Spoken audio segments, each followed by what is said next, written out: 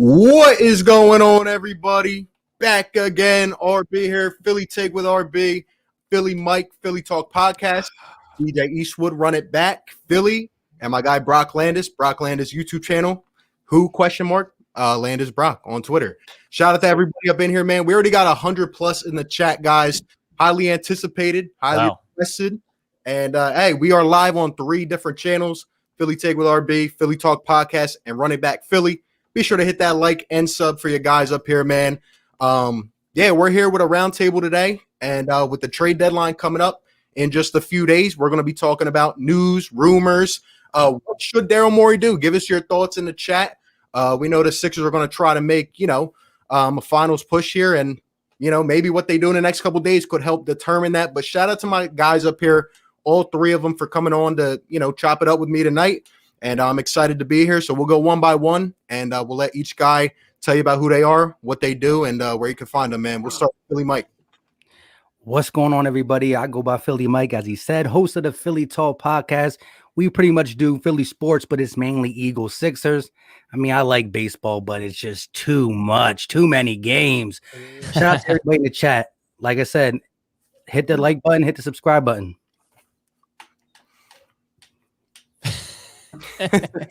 Hey guys, we're sorry we were late, man. Hey, it took a few minutes to get us up on here. We were talking about some things beforehand.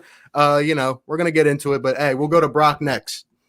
Listen, I appreciate you guys extending your love to me and having me on. I'm super excited for this collab. For everybody in the chat, if you haven't met me yet, I'm Brock. You can find me on YouTube. It's just Brock Landis, my name. What I do is post video breakdowns. So we watch regular season games and we break down the entire game. Turnovers, storylines, shots made, what's going on. I break it all down in a 10 to 15-minute video with music. It's good vibes. So if you want to check it out, come over to my channel. I also do player theory videos, and I figured I'd let everybody know I have a Ben Simmons evolution video coming out this week where we compare his film to Scottie Pippen, Magic Johnson, LeBron, a lot of really good names. I'm not sure everyone likes those comps, but the numbers and the film don't lie. You'll see it this week if you tune in. Again, I appreciate you guys having me. Much love to everyone watching. Stay solid. Yes, sir. Oh, it's my turn. DJ Eastwood, run it back. Honest Philly sports talk, period. My opinion, maybe not yours. That's how I get down. Shout out to RB, shout out to Philly Mike, shout out to Brock Landis. And yeah, Brock's breakdowns are amazing. And facts. I've been trying to push this stuff on YouTube and Twitter a lot, and that just proved to me that subscribers come slow no matter what you do, because I assumed like at least 5,000 of my 9,000 would just follow him automatically because the shit's fire. And I'm like, 1, 2, come on, man, where the people at? But that's just how it goes. In time, my man will blow us all away because he's putting out fire breakdowns. I appreciate that. Slow grind, but we're all putting out great content. I mean, it's a saturated market, so you got to take different angles. I think the 4 of us do that really well. Yes, sir. I'm thinking about calling Brock Breakdown Brock from now on, whether it's sticks or not. I'm going with Breakdown. They could drop it in the chat or something, but I've been looking for a name. Like, I was thinking Brock Solid Breakdowns. I don't know, but if anyone has a name, there we do go. me a favor, drop it in the chat.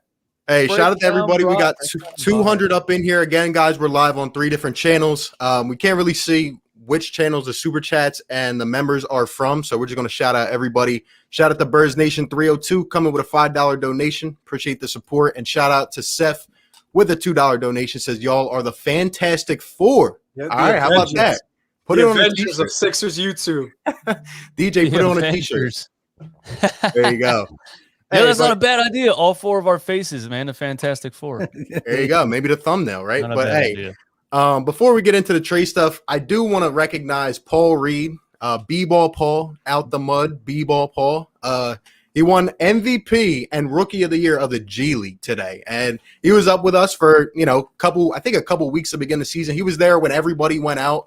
Didn't get a lot of minutes, but I'll tell you guys, honestly, from my perspective, I never saw that coming. The way he tore up the G League. What do you guys think? You think he could be a rotation player someday? Baby steps. You know what I mean? Baby steps, but it's something. Yeah, I think Doc Rivers just takes his time with people with players, more than maybe some of us would like. Some of these guys might have potential to contribute right now. We just won't really know until they're given the minutes. And maybe Tyrese Maxey kind of ruined that for everybody. when he was given 30 minutes a game in the first part of the season. Yeah, I think with Reed, I agree. It's baby steps. I'm going to take precautious measures because we did this with Zaire Smith. We did this with Shayok. So I'm taking precautious measures, but he had a really fast development. Like out of college, he could shoot the ball pretty well, but it came along really nicely in the G League. He was dropping dudes off with the dribble, catching and shooting, pulling up. A fantastic performance in the bubble. And listen, Daryl Morey is not the type of GM to just throw something at the wall and hope it sticks. He's a very calculated person. The fact that he got Isaiah Joe and Tyrese Maxey in the same draft is enough. Paul Reed there too. I think that was an intentional move, and I see a lot of potential in Paul Reed. I love it, man. Hey, I agree with all you guys. And speaking of Brock's point about Daryl Morey, we might as well hop into the trade stuff. I like how you say he's calculated. I think that's a good word to describe Daryl. You know, he's very good with the analytics. He's going to break down every move. That's what I know about Daryl. You know, he's a fan of the game. He's never going to overlook something before it needs to. And I'm expecting Daryl Morey to go out here and make a move, maybe 2 moves. I don't think it's going to be a huge splash that everyone thinks, but I think we're going to fill out the bench as much as possible. And I think we might get some veteran experience or whatever the case may be. But first off, let's start with a rumor today. So I don't know if you guys heard, but Kyle Lowry, according to Shams, and look, we can't believe Shams 100% of the time, all right? Because we've been burned by that before. But according to Shams, the Heat and the Sixers are the 2 favorites for Kyle Lowry, apparently. Now, this has been going on for a couple weeks. He's been linked to the Sixers. He's from Philadelphia. He sold his home in Toronto. I just want to go around and get everyone's thoughts. What would you think about a guy like Kyle Lowry? I think it's fair to say we're not going to trade for Bradley Beal. Okay, I don't think that's going to happen. But a big piece like a Lowry could be more feasible depending on what we had to give up. So we'll go around. We'll start with DJ. What do you think about Lowry? Do you think he could come in and fit, on the Sixers as another piece?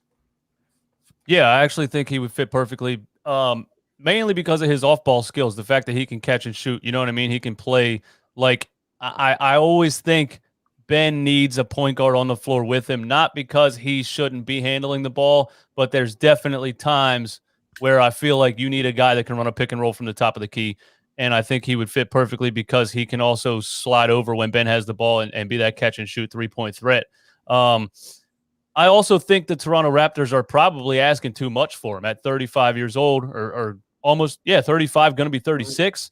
And on the last year of his contract, it's probably taking this long because they're asking too much. And I don't think it's going to take a lot to get him, honestly, at his age. He's performing well now, but nobody knows when he's going to, fall off that cliff. And so teams are reluctant to give up a lot for it. All right. And what about Brock? What do you think about Kyle Lowry?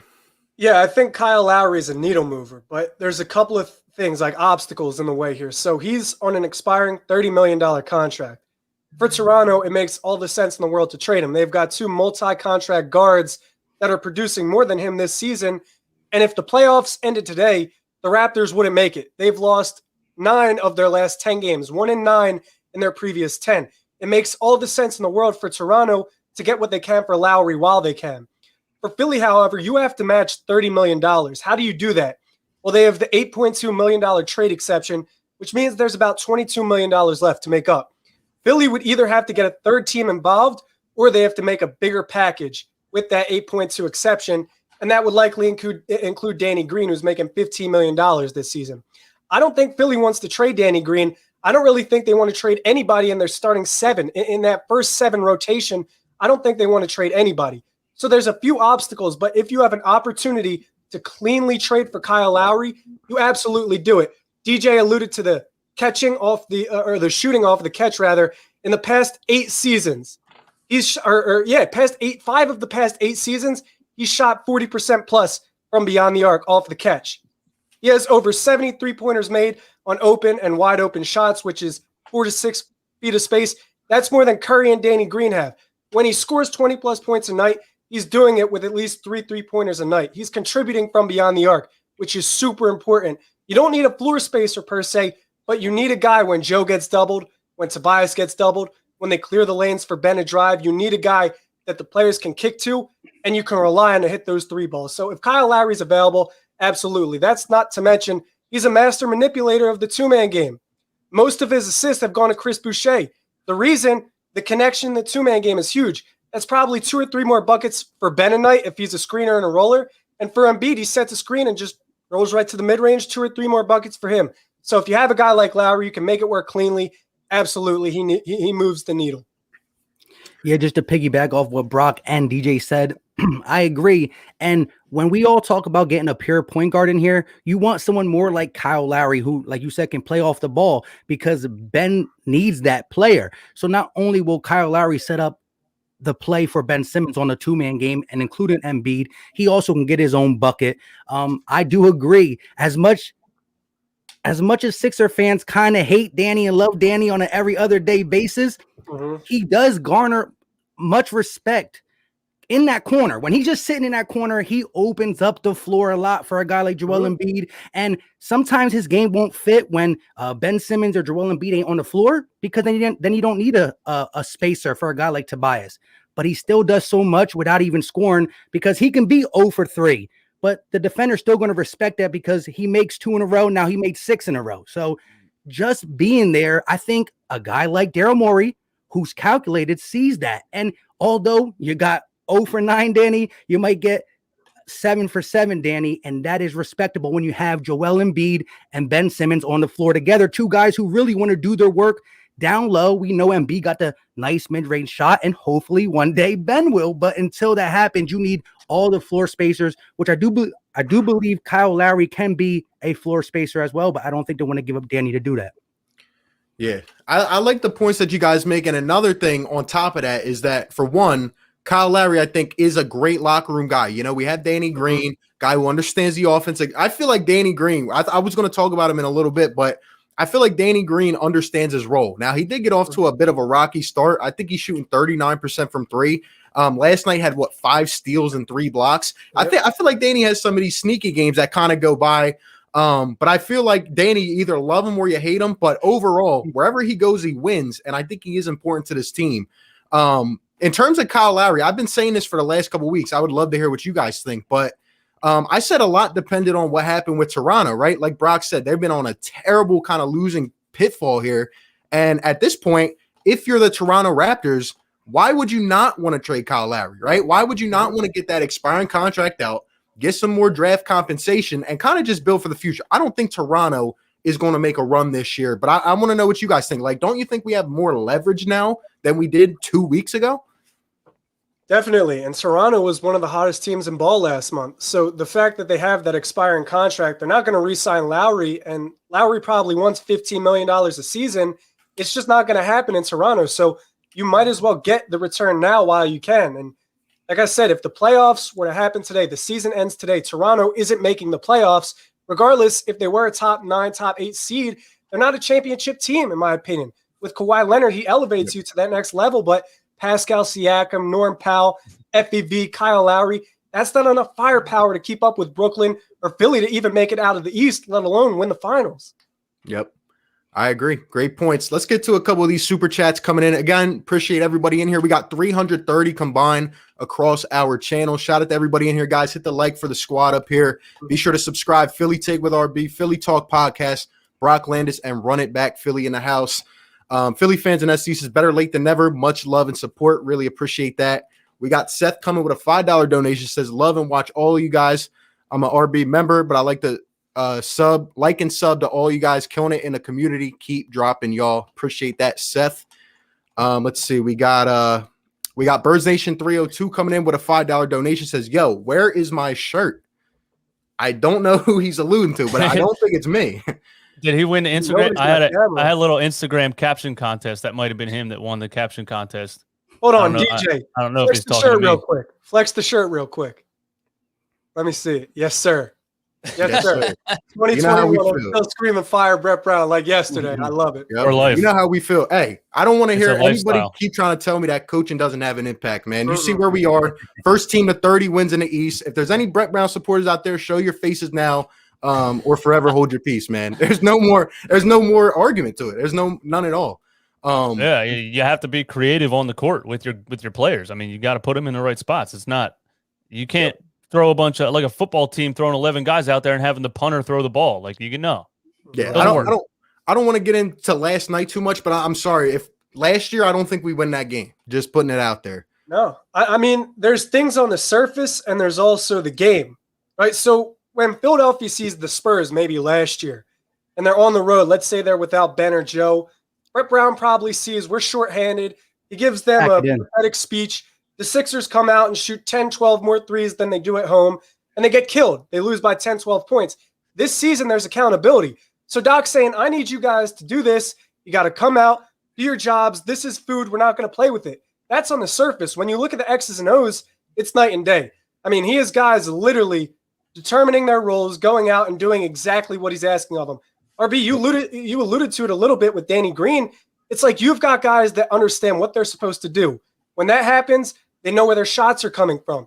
So, for example, on any given night, Dwight Howard, Joel Embiid, Tony Bradley, they all know what they're supposed to do. Put a body on someone and roll. If it's Embiid, obviously a little different. The offense runs through him. But regardless, my point still stands. And when you've got centers that understand that, then Tobias knows where his shots are coming from.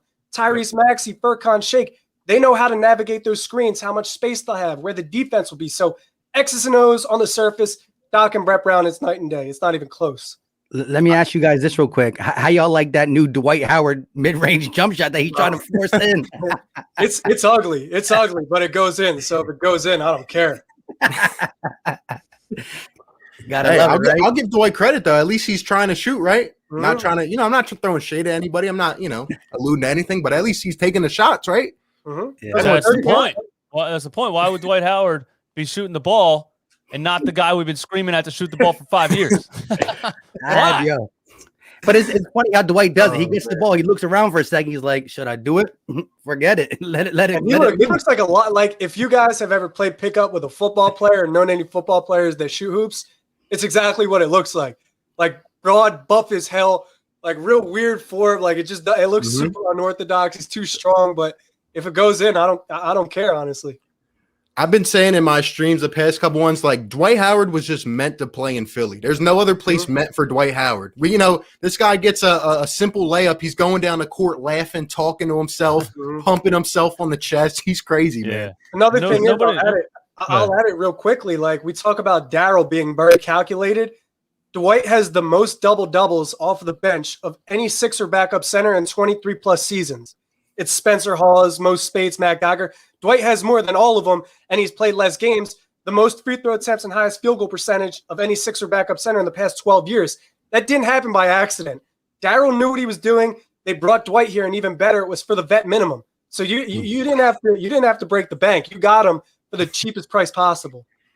Yeah, honestly, like other cities have casual fans. The other cities don't notice and love players the way that Philly loves players. You know what I mean? Other cities, they show up in the second quarter, they're eating popcorn, halfway they might start paying attention in the third. They don't, like we see everything these players do, and the fans let them know, and that's why every player says that Philly's the best place to play. That's exactly why. Also because there's nothing to do in Philly. We got nothing. Yep, Sports no doubt about it. And I would just add as a final touch that, I think we're getting more value out of Dwight than for what we're paying him as compared to someone like Al Horford. But that contract was just dreadful. But we got some bad omens, bro. We brought up Brett Brown and Al Horford in the first 20 minutes. So those are bad omens. It wouldn't be a Sixers roundtable without it, right? It wouldn't. But we're on the better times now. Sean coming in with a $5 donation. Thanks so much. Says, is Kyle Lowry an automatic starter if we keep our starters in a trade? Let's go over to Philly Mike. What do you think about this one? Oh, yeah, definitely. I would bump Curry out. Not saying that Danny Green's better than Curry, but Curry can do more on ball with the ball in his hand, which will help the second unit than Danny Green. Danny Green's really that run to the corner, awkward run to the corner, and stay there and keep defenders on you, opening up for Ben and Joel. So I would kick Curry out the lineup, and I would love to see what a Curry, Shake, and someone else, Matisse then. Curry, Shake, and Matisse can do in the second unit. Yep. Anyone else have anything to add? Because I think that Kyle Lowry has to start. I've been preaching this since before the season. A backcourt of Shake Milton and Seth Curry. You saw Seth, whether he was with Dallas, Portland, like he's made to be a 6th or 7th man. I feel like Curry comes off the bench, knows what he has to do, can handle the ball, can play off, and he just ignites, man. I think that's always been his kind of role for me. It's a vertical upgrade. Go ahead, DJ. I also think Danny Green looks worse sometimes than he actually is because we get in situations where we don't have a ball handler and he gets the ball in his hands with 3 seconds left in the shot clock and he can't do anything with it. You know what I mean? Right. So yeah, I think I wouldn't put Danny to the bench because I think Danny's a dog on defense, and I like, you know, as much trash as I talk on the guy, double agent Danny and all that. He's a phenomenal defender. The blocks, the steals, the jump balls, everything. So I'm playing him as many minutes as I can just because of his defense, especially if there's another ball handler on the floor. I was going to say it's a vertical upgrade. So I don't know if it's possible you could keep your starting lineup intact and also get Kyle Lowry, but in the hypothetical that you do, you then don't have to go out and make another trade for your bench because, like you guys said, you add maybe 10 to 12 points a night from Danny Green and Seth Curry in the starting lineup to your bench, and there's an automatic boost. Now, instead of 34 points a night, 40 points a night, you get 50, 55, and you're protecting and expanding leads when your starters aren't on the floor. So it makes everybody's life easier. If they can get Kyle Lowry, like I said, he would be the needle mover. Yep, I agree. And the reason that I don't know if a Kyle Lowry trade, for example, would happen, I feel like, you know, if we are to acquire one of these big pieces, I think Danny Green's going to have to be the main component in it because of his contract and how it lines up. If you're not giving away Ben, Toby, or Joe, but I don't think we're going to do that at this point. And that kind of brings me to my next thing, and I want to hear from everybody up on here and in the chat as well, guys. 3:30 still up in here across platforms. Philly Take with RB, Philly Talk Podcast, Run It Back Philly, and Brock Landis. Be sure to like and subscribe to all of us. What are, you know, let's take a step back. What are the Sixers' needs going into this deadline? If you're Dale Morey, you're looking over the next couple of days. We saw, for example, with the NFL trade deadline, right? Like there wasn't a lot of big splashes. This whole pandemic, everything going on. I think it's going to be more about role players. And I think if the Sixers, you know, I don't think they have to do too much, in my opinion. But I want to hear from you guys. I think we can really make this run this year. But let's go around the table. We'll start with Brock this time. You know, what if there's one thing or two things, if you're Dale Morey, you're going into this deadline thinking, what do I have to do? There's a system in place, and you have to address the margins in that system. They're not going to alter Tobias's game. They're not going to alter Ben's game, and they're not going to alter Embiid's game. So you need to find a way to make the pieces to the puzzle fit without compromising or altering any of those three games. Now, with the second unit too, Dwight isn't going anywhere, in my opinion, and Shake is probably not going anywhere either. So you need somebody to complement that. Is it a lack of three-point shooting? No. Is it a lack of defense? No. But what you need is more bench scoring. You need consistency off of the bench. You need another 12 to 14 points a game on every given night. You need a microwave scorer like Terrence Ross, who no matter what the day of the week is, no matter how he feels, he's going to walk into a gym, hit the floor with the second unit, and get in a rhythm right away. He'll give you 12 points off the bench right away. That's why they call him the human torch. In the starting lineup, it's not a lack of shooting. It's not defense. You just need a more reliable catch and shooter from beyond the arc, a dead-eye shooter. I think Danny and Seth are great. And in terms of floor spacers, there's not many better than him. But the problem is if teams are going to sell out to double Joe, if they're going to sell out to double Tobias or double Ben, you need to count on a shooter to splash those threes. That's how you create separation on the scoreboard. And if you're playing the Bucks, if you're playing the Lakers, and Seth Curry, Danny Green only give you 2, 3 3-pointers, that's just not enough. So if you can somehow upgrade the three-point shooting in the starting lineup with keeping 4 or 5 of those players intact and getting a bench piece, I think the Sixers are straight. We'll go to Philly Mike next. What do you think? Yeah, I'm kind of on the same page. I want a guy who can create his own shot off the bench, whether that be a Terrence Ross, whether that be a guy like Alex Burke, who we had. He's not going nowhere where he's at. A stretch 4 wouldn't be a bad thing too, because we put a lot on Tobias' plate when it comes to minutes. Because you really don't want Mike Scott in the game. And I don't know about you guys, but I see Doc Rivers keeping it down to like a no more than a 9-man rotation when it comes to the playoffs. People are the only criticism I see against Doc Rivers is his all bench lineup that he be leaving in extra long sometimes. Sometimes he does leave them in long, but I say don't worry about that. That's in the regular season because you got to give these guys Tobias and Ben Simmons, who's now playing even more without Joel Embiid, some time. When it gets to the playoffs, 9-man rotation, you always will have a starter in with that all bench rotation. So I'm not worried about that. But a stretch 4, what's that guy's name from Sacramento? I can never say his name. Bielitsa. You can't pronounce it, but I know RB don't like him. I know RB don't like him. Listen, RB. He's like a Sarek. He's not a starter. He's a guy who can come off the bench and do something. remember when he chose Sacramento over Philly? I remember those kind of things. Those things sit in my head, man. I hear you. Stay with the Kings. Stay with former Sixer. I hear you. Right. Yeah.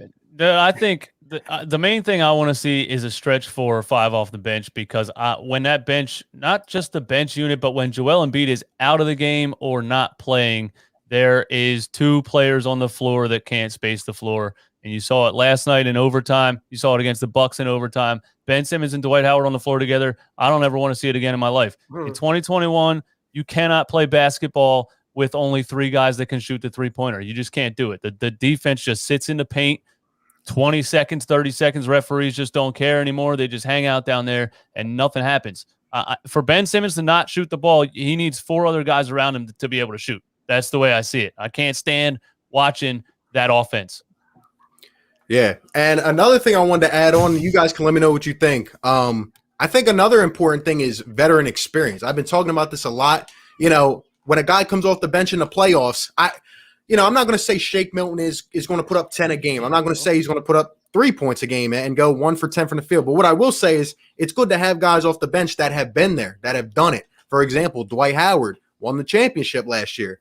For example, if you try to bring in a Furkan Korkmaz, I'm not hating on Furkan, I promise. But look, you bring in Furkan, you bring in Shake. These guys don't have much playoff experience. And even more, it kind of goes over our heads, at least me. Ben Simmons is still 24. Joel Embiid is just turned 27, right? Tobias Harris doesn't have a ton of playoff experience. He didn't look that good last year. But guys like Danny Green, and that's why is another reason that we can, keep an important guy like that. I would love a guy like a George Hill who's been there, who's done it, right? He has the experience. There's other guys out there, but a George Hill piece like that is important to me because he comes off the bench in the playoffs. He's not going to be fazed by the moment. What do you guys think? I love it. I was going to say Patty Mills or George Hill because they both have 8+ years experience in the playoffs. So if you get that veteran leadership, that's one thing. But if you get the quarterback of your offense that's been in the playoffs before, they could be calming. It's huge. I also go back to coaching.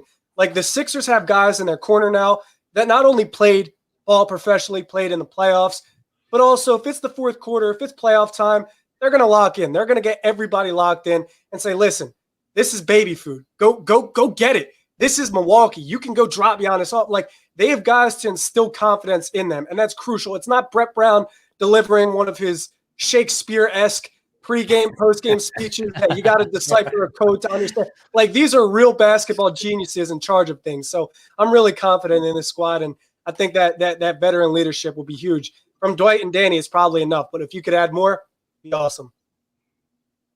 Hey, and real quick, just to talk about Danny Green, he's starting to be like the Robert Horry. Wherever he goes, he's just going to be that role player that helps him win a championship. Now, I know Robert Horry's big shot Bob did a lot more. I'm just putting in perspective that, man, Toronto, Spurs, Lakers, you know what I mean? He goes, something follows. So, keep him around. Yeah, yes, I think George Hill is definitely an upgrade over at least Tyrese Maxey coming off the bench. You know what I mean? If you want a real championship team, you don't want to have to be throwing a rookie out there on the floor like that. When you need ball handlers, and his experience and his 3-point shooting would definitely be a huge addition. Yeah, no doubt about it. I agree with everyone. And shout out to Philly Fans and SD coming with a $10 super chat. Thank you so much. We appreciate it. It says, now subscribe to all of you. Knew this would be awesome. Someone like JJ would be great. Keep putting out fire takes. You guys are the real deal. Much love to Philly Fans and SD. I know a great channel member of mine. And shout out to all the guys up here again. Philly Take with RB, Philly Talk Podcast, Running Back Philly and Brock Landis. Be sure to subscribe to all. We got 400 in the chat, guys, across platforms. Hope you guys are enjoying the content. Let us know what you're thinking. And who's excited for the trade deadline, man? I saw someone up here talking about Buddy Hield. We just saw Buddy absolutely annihilate us, right? And just a quick yes or no, what would you guys think about Buddy? I know there was that whole thing over the offseason. I made a ton of videos about it. People were commenting on his feed like Philly, Philly, Philly. Do you guys think that would be a piece that would fit or at least be feasible to get? Because we know the Kings are going nowhere, right? Is water wet? Yeah. Is water wet? I'll keep it simple. Yes. I'll keep it simple. Water's wet just like Buddy Hield's jump shot. It's that simple. There you go. So he's not afraid to let it fly. Not afraid to let it fly. The thing about Philadelphia is defensively, like they're such an anomaly compared to everybody else because they have Tobias who's 6'8", Ben who's 6'10", and Joe who's 7 feet plus potentially on the court at all times. So you really just have to plug 2 players in there that could hold it down defensively. If you could get a guy like Buddy Hield where you can maybe mask his defense, but You can keep them on offense, shooting 6, 7, 8 threes a night. Maybe blowing teams out like transition threes from Ben, collapsing defenses, penetrating and kicking to Buddy Hield, running DHOs or double screens to get Buddy Hield open.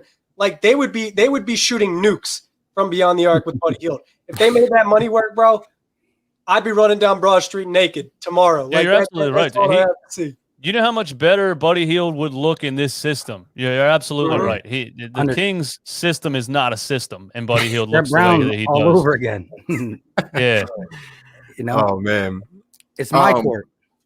There you go. Buddy Hield would be great at Philly. This is a good point, and I've been asking some people about it. Some people actually have the opinion, guys, that the Sixers don't need to do anything. They think we are set. They think our rotation's good.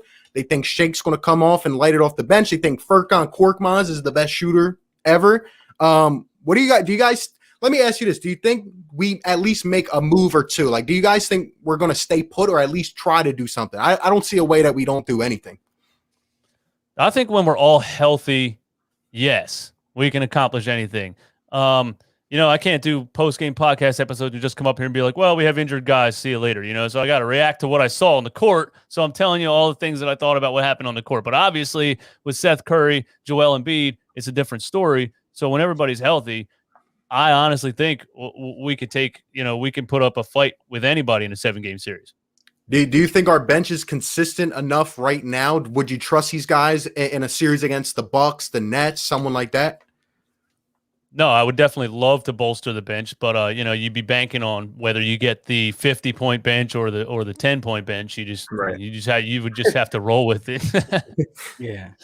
But that's what's good about a 7-game series. I don't see the bench being inconsistent for, 4 out of the 7 games. I think we'll be able to get it done, especially when we come back to the Wells Fargo. So it would be nice to again, I don't want to take the number 1 seed over Joel Embiid's health because nothing is more important than that. But we don't lose in the Wells Fargo, so you can take 3 of them, possibly 4. And like DJ said, I think we can match up. Now, listen, I don't want to be a Nets hater, and if KD comes back healthy, they're going to be a problem on offense, but we do got the one thing that I can confidently say. Blake Griffin finally dunked one time in the last 5 years. You think he felt real good about that dunk too? Because he was like, I know he was scared when he went up, but anyways, they got no one to stop, as Brock would say, the Undertaker. Mm-hmm. And with that being said, you just got to have consistent players around Joel Embiid, and he is the recipe to beat the Nets. But I don't see us getting. I think Kyle Lowry is the biggest name. Other than that, I see us getting a role player. And then again, if you guys agree with me, and the rotation is 9 or 8 in the playoffs, who do you think that even going to be? The thing with Philly, in my opinion, is that you just need a shooter right now, like a plug-and-play shooter. Like, you definitely need a 3-and-D potentially for the starting lineup. You definitely need a primary shot creator, a facilitator. A stretch four is huge, DJ. Like, with that Milwaukee game, I love Mike Scott. I love his personality. But Mike Scott shoots wide open threes. If Mike Scott makes 2 of those 5 wide open threes in the Milwaukee game, it's a different story. So with Philly, DJ's exactly right. Philly Mike too. Like, they're so hard to match up with because you've got Joel Embiid, and it's like you got to double team him every possession. And if you don't, it's a bucket or a foul, I'd say 8 or 9 times out of 10, which is ridiculous. Then if you double Joe, you still got to worry about Tobias, a grown man bucket getter at 6'8", which is hard enough to match up with. And Ben Simmons, who's 6'10", running the offense, facilitating. So to match up with those 3, it's almost impossible for every team in the league. Those 5, those 3 with any 2 can compete with any team. But the problem is in the playoffs, when rotations get shortened, if you play Milwaukee, if you play the Lakers, maybe even Brooklyn, you need to protect and expand leads that those guys give you. If you don't have players capable of doing that, you can't create separation, and you'll be kept in the game all game long. You'll get fatigued quicker. So you really need a guy that can step in and hit that 3 ball when teams double. If it's Bielitsa, if it's Hill, if it's Wayne Ellington, if it's Larry Nance, maybe as a backup stretch 4, you just need somebody that you can plug and play with a bunch of different lineup combinations, not one guy that's going to be handcuffed to 2 players or handcuffed to one grouping of players. Yeah, I like it. I think it's really about building out the supporting cast. We're not going to need these guys for 15, 20 minutes in the playoffs now. You're going to need 8, 10 solid minutes. Got to come in and get the job done. Real quick, what do you guys think about Victor Oladipo? I don't see any way of it happening. I don't think the contract is going to work out at all because he's going to want an extension. And I just don't see that happening. But anybody got any thoughts? Yeah, if you could, I mean, I don't see the contract working out either, but if you could make it work, I guess, without giving up too much, he's definitely a combo guard that can give you scoring. But yeah, just a little bit impossible for me. And how many games did he play when he was down in Houston? How many games is he going to play next year? Ever since that first ACL, it's like that dude's just been more off than on the court. Yeah, I mean, we talked about Toronto being down bad, losing one or going 1-9 in their last 10. Like Houston is down bad, worse than a lot of teams I've seen in my lifetime. Exactly. Like that's 20 straight losses. You can maybe fleece Houston. I don't know what the asking price for Oladipo is though, so I can't really comment. Yeah. There you go. Shout out to Philly Shad coming in with a $20 donation. Shad, thank you so much. Appreciate it, my guy. He says you guys are killing the game. Subscribe to all of you for a while. And Brock, I just subscribed. Great supporter here. Says any buyout options for the Sixers? Well, it's good that you subscribed to Brock because I believe he did a video on this. I'm going to defer to him. I'm going to defer to my guy. Yeah, so before Atlanta got hot and they've been on this winning streak and they've jumped to the 4 seed, I believe, I thought Tony Snell was going to be made available. And this is a guy who's on a 1-year, $12 million contract. And you might know Tony Snell for the memes, zeros, all to the bottom, minutes, points scored, field goals, everything. But Tony Snell's got the strap. Like he's trained to kill from three-point range. 80-plus three-pointers on at least 40% shooting in each of the past 4 seasons. That's something only 35 other players can say they did on a yearly basis. This season, he's shooting close to 60% from 3, and he's 6'7". So he's a more reliable Korkmaz shooting. I like him. If Atlanta buys him out $12 million, not sure if it's going to happen. But Wayne Ellington is the guy right now that I'd keep an eye on. There's J.J. Redick potentially in New Orleans, but Wayne Ellington has the burner from deep. He's one of the best three-point shooters in the league. He can do it off the dribble. He can do it in midair. He can do it running. He can do any type of acrobatic three there is and make it with a pretty good clip. So I think Wayne Ellington in Detroit, they don't really have a direction, could potentially get bought out. And if he's made available, Philly's got to jump at that opportunity. He's also a kid that grew up close to Philadelphia.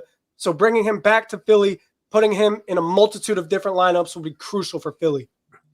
Yeah, I think the buyout market is going to be pretty active, especially, like I said, with the whole pandemic and everything. I think there are going to be more options than usual. Appreciate that, Shad. Shout out to Superhero talking about Matisse Thybulle playing closer to 20 minutes a game. Before we kind of hop into like a quick round of like, who we want, like who are our top guys, I want to ask you guys thoughts on this Matisse Thybulle. I've been saying this for about a couple weeks, maybe a month now. I'm not trading Matisse Thybulle. I don't care what it comes down to. The kid is the best young defender I may have ever seen. He sees plays 4 plays before they happen. I think he'll be crucial in a series against the big juggernauts. And I'll defer. We'll start with DJ. What do you think about Thybulle? Yeah, no, he's off the table for me too. I just can't. The dude is just ridiculous. I don't remember in all of my years watching basketball being so entertained by somebody playing defense. You know what I mean? And on-ball defense, not like big-time blocks, even though he does get blocks. But, back in my day, Dikembe Mutombo and those guys. But I'm talking on-ball defense. That dude is so much fun to watch. You can see the player get frustrated. You can just see the game change. And he plucks the ball so easily. He makes it look so easy, reaching from behind. It's just like a gift that kid has. And his offensive game is going to come around. Who did he almost dunk on the other night? And he did like an up and under 360, and I thought he was just going to hammer on him. When he finally gets that, like, I'm going to slam this ball in this dude's face kind of mentality, he's going to be like top 10 Sports Center highlight dunk, man. That kid can jump through the roof. He can play crazy defense. No, I'm not touching Matisse Thybulle. Go ahead, Mike. Yeah, man, I agree. He's just a terror on the wing. And then when you combine him with a guy like Ben Simmons who can play down low, he can play on the block in defense, and just them two as a tandem, it's scary. It's scary. And again, I'm not expecting him to take the big leap on the offensive side this year, but he's young. And it's going to come. It's going to come, especially once he sees Ben Simmons start to do it. Joel Embiid is going to, grow into more of a mentor role. We know he likes to just all the shenanigans on and off the court, which I love. He's the greatest troll. I love it. But I just think, guys like Dwight, and as we get more of them guys like Danny Green, Matisse is going to find his role on the offensive side. Even if he can get his 3 points up to close to, high 35+%, that will be crucial. But Matisse is a guy that there's nobody that comes in, like you said, best young defender I've seen. And as the NBA goes away from defense, for him to grow up with this mindset, you know what I mean? Coming into the league just not a little bit ago, it's rare. We might not ever see a guy come in.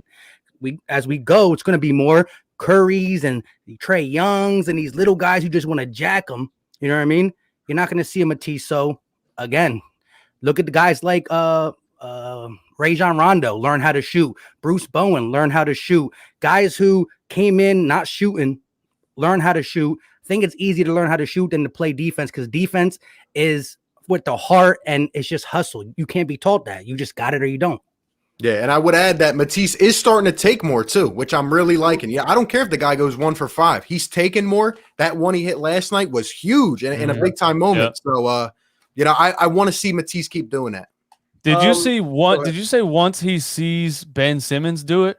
I had to throw that in there. I had to throw that in there. Yeah. So you still have hope? No, I don't. All right. I was just making sure. I wanted to see if it triggered you. That's it. Like I said, like I say all the time, I'll take him for what he is. Yeah, big fast passer guy. But I still watch the game and I'm like, why won't you shoot the ball? I can't figure it out. But whatever. So I heard 2 things I really liked. Matisse sees plays 4 plays before they happen. And RB, you said one of the best defensive players you've ever seen. You guys know I'm a numbers guy, so I'll confirm it. In 2018, Matisse had 90+ steals and 40+ blocks in under 1,300 minutes played. He was the only player in the past 23+ years to do that. Now this season, 60+ steals, 35+ blocks, under 700 minutes. The only player in the past 23+ seasons to do that. Defensively, he's literally a generational talent. On offense, does he have upside? Well, he's shooting close to 40% on threes in his past 15 games. If he can do that consistently, it changes everything. He becomes a starter in a year or two. And with that defense, the Sixers would just be ridiculous. Like they would be they already are locking things down. But if Matisse Thybulle's plugged into that starting lineup with a 40% 3 ball, just pray for him. Pray for him. I love it. We're top. We're 4th in defensive efficiency rating, right? As a team, probably some. I think they might be 2nd, like 4th quarter defensive rating, 4th altogether, something like that. Yeah, we're definitely top 5. I know that. But they do lead the NBA in blocks. I think at least in the 4th quarter. I don't know about altogether, but yeah, I feel like we have these moments where we just come in and whether it's a quarter, 2 quarters, whether it's the first half against Milwaukee, like. We're just nobody can phase us. We're just everywhere. We're everywhere. And, a guy like Giannis can't get it going against us. But it's crazy, man. Shout out to everybody in here, man. We got 415 up in the chat, guys, live on 3 channels. Be sure to check out Philly Take with RB, Philly Talk Podcast, Brock Landis, and Run It Back Philly. Now we're going to get to kind of a rapid round. I want to go around. I want everyone to give maybe a couple guys that they're looking at. What were your top targets be? I'll start it off. I already said George Hill earlier. That's a guy I really like. Since we talked about the Pistons and Wayne Ellington already, another guy I would actually really like, I would either say Larry Nance Jr. I think he could be a guy who could play the 4 or the 5, defend multiple positions. And I also like Eric Gordon from the Rockets. That would be hard to kind of work out the contract, but if he's a guy that you can maybe restructure or he'll be here for a couple more years, I wouldn't mind a vet like Eric Gordon coming off, knocking down threes off the bench. And let us know in the chat, guys, who are your top targets at the trade deadline? We'll put some of them up on the screen, but we'll go over to we'll go to Mike. Any guys you're looking at? Yeah, I'm just gonna rock with Wayne Ellington, definitely a sniper. Love the way he'll be coming off of Joel Embiid screens, just raining them constantly. And if they step up, well, then you got Joel 1-on-1, so it'll just be too easy, 2-man game. Especially the way the Sixers like to do them double, triple picks. Wayne Ellington will just he will make the guard who's playing him tired. So I'll go Wayne Ellington, Bielisa. I know RB don't like him. I still like him as that 4 helping out for Tobias Harris. And I'm gonna go with Terrence Ross, just being an absolute dog off the bench. I don't know how he would work with Shake combined, because they're both that guy who has the ball off the 2-man pick and roll. So one of them would have to change. Would it be Shake? Would it be Ross? But they're my top 3. Yeah, if the Magic turn into sellers because they just announced Aaron Gordon, they're allowing him to request a trade or something like that, right? I would even take Evan Fournier. You know what I mean? That's a guy that I don't think many people throw his name out there. That's a guy that averages 18 points a game, veteran point guard that can shoot. All I'm really looking for is either a stretch 4 or 5 and a backup point guard that can shoot that has more experience than the guys that we're rocking with right now, just so you can maybe trust them more in the playoffs. Couple of names thrown out already. I really like Terrence Ross. Evan Fournier is cheaper than Terrence Ross. So like DJ said, Orlando's buyers, keep an eye on them. Larry Nance Jr. But I'm gonna raise you guys a few different names. Lauri Markkanen from Chicago as a stretch 4. I don't know if he's attainable, but I mean, you saw him light up Philadelphia. I think he had 7 threes and didn't miss any of them when the Sixers last played the Bulls. So if you can add a guy with that height, defensively great, but offensively a floor spacer, you can play him with Ben Simmons and just run teams off the floor. So there's Lauri Markkanen. And I'll also say Lonzo Ball because I haven't seen his name too much in the chat, and he hasn't been named. Now, he's a little more ball dominant, which might be tricky playing with Ben and Embiid, but he can shoot the 3-ball. And it's weird to say, but since college, he's really honed in on that 3-ball. He's become a legitimate 3-point shooter, a catch and shooter, a floor spacer, and as a passer, just as good of a facilitator as any point in the league. So if you pair that with Ben Simmons, it's going to be a lot of fun, a lot of running and gunning. And those are 2 names I'd also keep an eye on if they're attainable. Yeah, and then to add on Lonzo Ball, he can also defend multiple positions. And I love the fact that I just like how his game is growing. And as long as his dad isn't attached to that deal, I'll take him any day.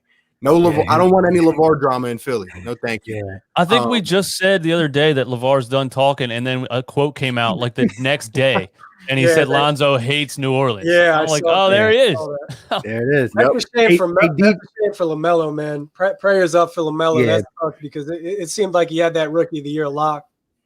Yeah, definitely. And we got Nick coming in here, says Patty Mills. Another name I would put out there to you guys. Don't know how you feel about him, but Rudy Gay. I would definitely entertain a package deal with Patty Mills, Rudy Gay potentially. The Spurs I think they're in the playoff race, but they're not going anywhere. There's going to be a lot of sellers though. Let's see. We got Norman Powell. Patty Mills and Rudy Gay are names to me, but the last time I watched the Spurs play, I'm over those guys. I think they're done. Wipe the floor. They wipe. I think those guys are done. Yeah, well, you see, DJ, you gotta understand the rule. Only ex-Sixers are the ones that go off against us. You know, Nerlens Noel, Alec Burks, Thaddeus Young. You know what I mean? So somebody said in the comments they want Thaddeus Young and they want Mike Muscala. They want all of everybody that's played for the Sixers before, whether they're good or not. They want them back on the team. Thaddeus Young, oh my goodness. Hey, they paid their due on the bad Sixer team. Let them ride the hot one. Yeah, exactly. Leave them in the past. Right. I see Ish Smith. That could be pretty good for Philadelphia. That's the only. That's one guy that I would. That's like. an ex-Sixer that I don't care if Ish Smith is 50 years old. I love that guy. He's tough. I'll make everyone mad on the panel in the chat, guys. I would take back TJ McConnell in a heartbeat. I'm sorry. I might be the only guy that hates that. I mean, that loves TJ McConnell. Give me 8 steals in the first half. TJ McConnell will hustle every day of the week. I'm not saying he's going to play in the playoffs, but I would take him back any day of the week. The funny thing I love his scrappiness. I love his scrappiness. That's what I love. The fact that he survived in the league for this long with absolutely no basketball skills whatsoever or any physical attributes at all is mind blowing. He's literally the size and the skill of the guy down the street right here from my house. You know what I mean? So the fact that I got to give him props. Listen, it's funny, but I feel like TJ would feast in Doc's system, like with high ball screens and just throwing Dwight or Tony Bradley in the way and making TJ navigate around him. Like he would probably feast, but me personally, it would break my heart to watch any more TJ McConnell basketball in a Philly Sixers uniform. And he's a kink in the hose. When you're swinging the ball around and it gets to TJ, the play is done. He won't shoot it. He can't go anywhere with it. It's over. I mean, who you going to put him on? You put him on the kid that sits under the basket and comes and mops the floor when there's sweat under the basket. That's who he. Yeah, he definitely can't defend anything. Hey, that is true. But number one, to respond to DJ, what I'll say is at least TJ will shoot this little 15-foot shot. All right, and 30% of the time it'll go in. All right, you want guys to shoot DJ, TJ's going to shoot it. All right, from 15. No, he won't. That's it. No, I'm not talking about from 15. When the whole offense is Joel kicking it out and swinging around the top. TJ can't hang. He has to take his three little miniature dribbles and get to the mid range and do his little. Oh man, yeah, I'm just poking fun, man. But I love the guy's heart. Just throwing around some fun. But yeah, look, we got Thaddeus Young in the chat. We got top two Harrison Barnes and JJ Redick. I'm out on Harrison Barnes. I'm sorry, it's just not happening for me. Keep Harrison Barnes as far away from a Philadelphia basketball team as possible. That's a lot of money to take on and a lot of bad basketball to watch. So JJ, okay, 3-point shooter, get him for cheap, but Harrison Barnes, absolutely not. Here's one for Brock. I know it's not going to happen, but I dreamed Carmelo with a Sixers jersey. Any comments, Brock? I dreamed it too. I dreamed it a lot, and a lot of teams in the league passed on Carmelo when they had a good opportunity to. I'll make a bold statement here that people might not like, but they've got a baby Melo on their team right now. I'd argue that Tobias is a poor man's prime Carmelo Anthony, and right now Carmelo Anthony is a poor man's prime Tobias. So I'm taking what they got, and I like the grown man's game straight out of New York. Yep, it's that old mid-range, back you down. You know, the one thing about Philly, like that that Tobias has really conveyed, and sometimes Ben and Embiid too, is that they've kind of embraced this bully role. Like they've embraced the fact that they want to bully the hell out of the other team. There's no friends, there's no mercy. Tobias is sizing up his opponent. If the dude's younger than 26 years old or 2 inches shorter, he's looking at him like dog food. If Ben Simmons sees the same, anybody younger or shorter than him, it's Sweet Baby Ray's hot chicken. Or Joel Embiid too. Like he's looking at anybody he's going should be.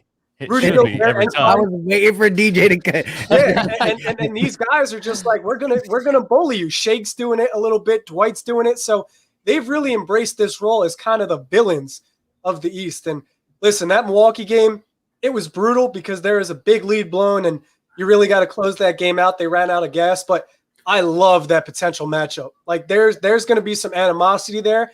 And I don't think Giannis could have done anything better than take a seat on the Wells Fargo Center after he dropped the Sixers off, because I know Embiid's plotting. Like I know Embiid sat back and he saw that and he's going to go avenge his boys.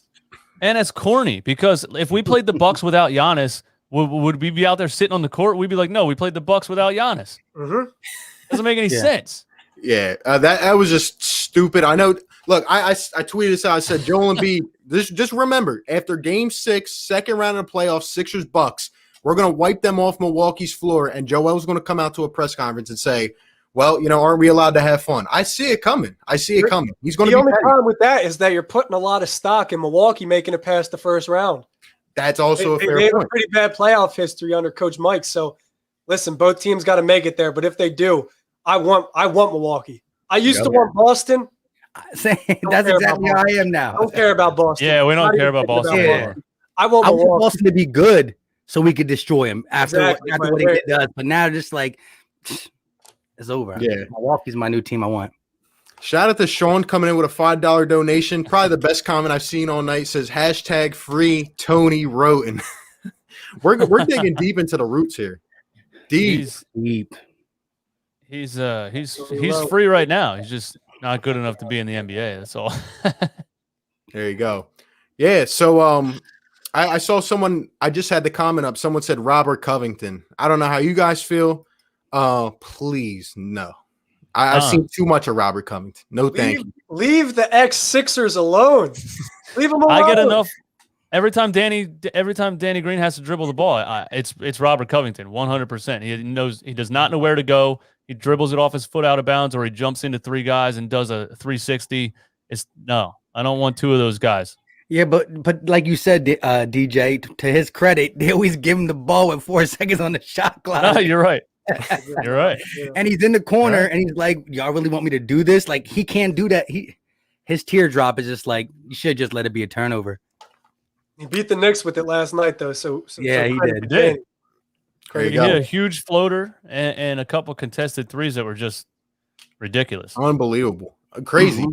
And shout out to Irv Train, who says we'll prefer an upgrade at the 4 for the bench, someone who could score down low, help on the boards. And I wanted to ask you guys one more name that popped into my head: Boogie Cousins. I know what Brock's going to say. I said 2 weeks ago, why not give Boogie a chance, right? Why not? When Dwight kind of fell into this, I don't know. Dwight was in like a month stretch where it was just like, what? Dwight can't even put the ball in the hoop. It's like, why are you dribbling out here, getting plucked? But Dwight Howard stepped it up recently. I don't know if we need another center off the bench, but I would love to hear your guys' thoughts on it. I'm a no. Yeah, that's how I feel. It is what it is. I mean, listen, I love Boogie. That's one of my favorite players to ever touch the floor. But at this point, it just doesn't make sense. Like, right. You've got Dwight playing incredible off the bench. Tony Bradley, fundamentally sound. He's doing the job when his name is called upon. And Boogie can't play the four. He can't play next to Dwight. If you put him on the floor with Dwight Howard, Ben Simmons, it's going to be carnage and not in favor of Philadelphia. So I love Boogie. It's a pipe dream. But at this point in his career, I just think Dwight and Tony Bradley give you more right now. Yeah. Marky says about Danny Green, he turned into James Harden in overtime last night. There you go. He did. Good step backs and everything. Good comparison. Give me Hill marking it. But yeah, man. James Harden wasn't James Harden last night. Yeah, he wasn't. There was a lot going on last night. LaMelo got hurt. James Harden apparently had like some little injury. The Nets can't seem to top us. I'll tell you that. Every time the Nets win, we win. And every time they lose, we lose as well. So we're staying atop the East, man. And one thing I want to put out there, and anyone else can comment on this, I think Doc needs to be given more credit, man. I think he should be in the running for the coach of the year, at least top 3, maybe the top right now. I don't feel like he's getting enough attention, but what he's done with this team is insurmountable right now in my eyes. He shouldn't be in the running. He should be the coach of the year. The thing about Doc is he took this Sixers team that had no semblance of an offense, and he gave them one of the most effective systems in the entire league. And we talked about it earlier a little bit, but that role definition is so crucial. You've got guys that understand exactly what they're supposed to do and where their shots are coming from. As a basketball player, when you show up to the gym and you know where your shots are coming from, it makes the game so much easier. So they've got an offense that can space the floor. They're one of the best pick-and-roll teams in the NBA this season compared to bottom 3 in each season since 2015. Defensively, they're locking down. So Doc has been crucial. But I give credit to everyone on that staff. Sam Cassell for the player development. Dan Burke and Popeye Jones for paying attention to the defense. Davey Yeager for constructing the defense. If you notice, you look at the sideline, there's always someone coaching. Compared to last year, maybe not so much. Brett Brown sitting on the bench, maybe contend. We're roasting Brett Brown a lot, man. That's a tough look for him. But this year, if you watch the bench, there's always someone coaching, always someone giving game. And that's super important. Yes, sir. Yes, sir. And shout out to everybody. We still got 420 up across our 3 channels up here, guys. Philly Take with RB, Philly Talk Podcast, Run It Back Philly, Brock Landis. Be sure to like and sub to all of us on YouTube. You already know what it is, man. Talking trade deadline stuff. Probably be on here for a few more minutes. I got a question I want to ask these guys, but if anyone else has any questions, leave them in the chat. Guys, I can't avoid this anymore. I keep getting ats on Twitter, mentions about this. Who would win in a Philly basketball YouTuber tournament? So we just got to talk about it for a second. I heard DJ's getting ready to throw up a highlight clip. It's on there. I haven't touched the ball. I haven't touched the ball for 5 months, probably since coronavirus started. I probably haven't touched the ball. And I just went out today in some running shoes, didn't stretch or anything, got some shots up. I'm going to cut out all the missed shots, so it's just all the makes. And I'm going to put, I don't know, some music or something. An hour-long video is going to be, like 30 seconds? Oh, yeah, definitely. I think I shot 40%. There you go. Hey, that's above league average. So what you're saying is you could shoot. You could shoot 40% on a team, right? What else are you bringing to the table? Wide open, absolutely. Not wide open, no, because I'm 5'10". We got to get people in the comments to let us know. Like, what are we doing here? 1-on-1, King of the Hill, 21, 2-on-2. Right. Well, let me just say this. Like, look, for all the Eagles content I put up, you know what I mean? I didn't touch football in high school. I played basketball until my junior year, tore my ACL. And then, with the other shenanigans you do at 17, 18 years old, after rehabbing and the amount of practice you got to do every single day. We practice in Easton area high school football. You got to practice on the weekends too. So I said, senior year, I'm all about some other stuff.